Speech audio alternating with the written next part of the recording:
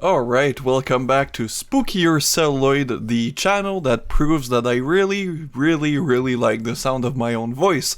And today I am talking about Nightmare Beach, which is actually a film I'd love to cover on my main channel. However, for any would-be future YouTuber, anytime you see Studio Canal, you need to dodge that. They copyright strike you just thinking about covering their movies.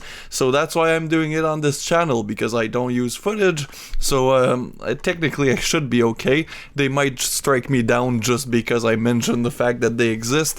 And this one is Nightmare Beach, and it's a slasher that's Italian, contrary to what the back or film would make you believe. No, this was not directed by Harry Kirkpatrick. This was in fact directed by Umberto Lenzi, man behind such classics as Cannibal Ferox. Now I do love myself some Lenzi. Lenzi is definitely in my top 5, top 6 favorite Italian directors, and this movie is an example of why.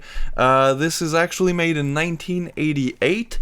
And it's one of those that really try to make you believe that it's an American movie. However, it's clearly not, even though it does star John Saxon and of course Michael Parks, who I think has never looked like... He's never aged, but he's also never looked young.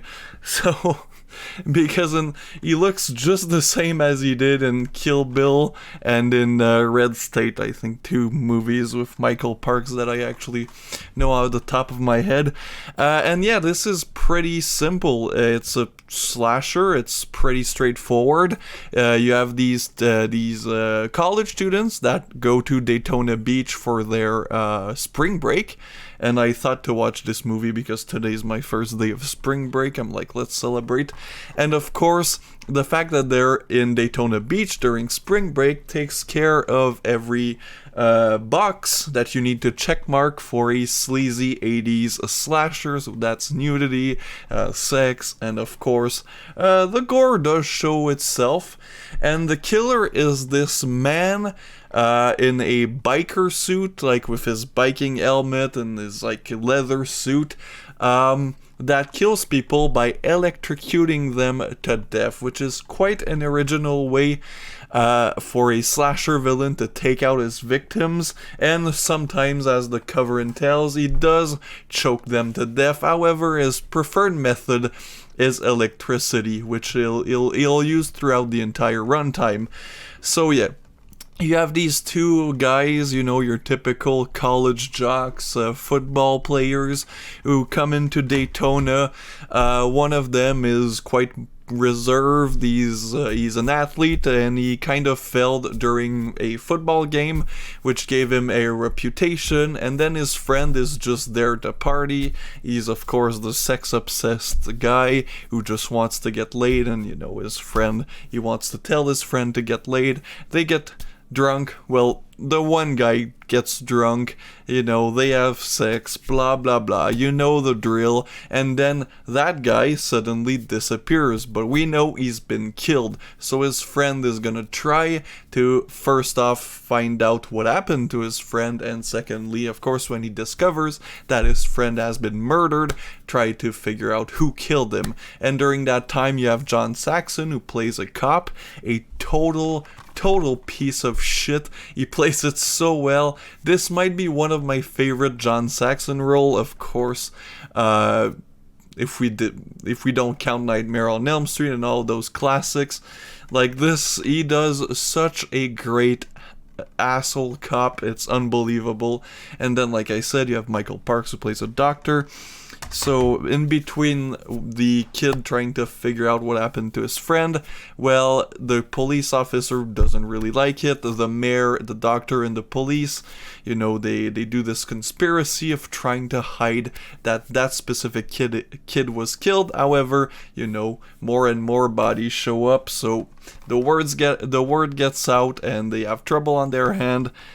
In between that, we have a biker gang which is beautiful, and this movie is just filled with 80s cliche, the leather, the hair metal, the new wave or whatever how you call it, you know, the synth and shit. The music kind of slaps, not gonna lie. I'm not a big fan of hair metal or classic rock, but you know, for what this film is, it does work very well. And yeah, the characters, our main character and his eventual girlfriend are very likable, which is surprising for this era of slasher films, especially for this era of Italian slasher films that just tried to rip off American slasher films. So, and of course, Umberto Lenzi's direction is very good. He is, like I said, one of the best Italian directors of the era, so his direction works super well. There is a reference to Lamberto Bava's Demons in this, because the biker gang, their name is of course the Demons. Yeah, it's very gory, it's very fun. This is just a fun way to spend 90 minutes. There's nothing really much to add. It's just your typical slasher fare from the 80s, with some extra oomph in there, just some great characters, some great gore, some great kills, some really creative kills with the electricity, and honestly, the twist is pretty good, because for a while you think that, oh, okay, that person is the murderer because they're trying to cover it up, but at the end, that person isn't the murderer. So it kind of has a giallo-esque feel, because unlike a lot of American slasher, I mean, the big three slashers where, you know, there's no mystery as to who the killer is, this one has a little mystery. Plus, there's, of course, the leather gloves to match the leather suit, so you clearly have this very Italian-esque slasher film, which is something I enjoy. Not really anything much to add. I'd love to go in depth into this one and review it for my main channel, but as I said, Studio Canal does not enjoy us talking about their movies and using clips from them. So yeah, and the score, as I mentioned, is great, because I'm looking at the back and it's like, oh, the score, it was scored by Goblin's Claudio Simonetti, which of course it was, that's why it slaps. Yeah, in my opinion, this is a very underrated Italian score, and this, in general, is a very underrated Italian film from the 80s, especially for Umberto Lenzi.